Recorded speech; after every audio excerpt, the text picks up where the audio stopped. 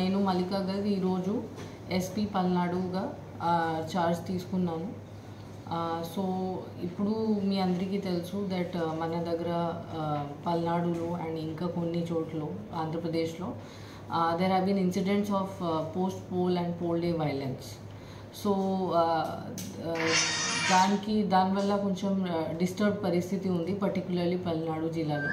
So నా first priority ఉంటుంది to restore the law and order situation to normalcy. So మన దగ్గర చాలా ఇన్సిడెంట్స్ జరిగినాయి. ఇప్పుడు ఇంకా ఏం ఇన్సిడెంట్ జరగకుండా చూడటం నా ఫస్ట్ ప్రయారిటీ ఉంటుంది. దాంతోపాటు peaceful counting process and next few days after counting. So that is my first priority. Secondly, so many cases have been registered. చాలా కేసెస్ నమోదు చేయడం జరిగింది. దాంట్లో చాలామంది అక్యూజ్ కూడా ఐడెంటిఫై చేయడం జరిగింది. సో వాళ్ళు నెక్స్ట్ ఫ్యూ డేస్లో వాళ్ళని అరెస్ట్ చేసి వాళ్ళకి లోపల పంపించడం, that will be the important step to control the law and order situation.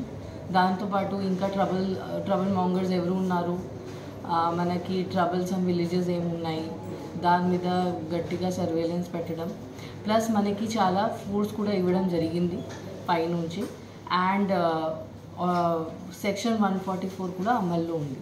So అది గట్టిగా ఎన్ఫోర్స్ చేయడం, so that no untoward incidents take place. So that is my main priority.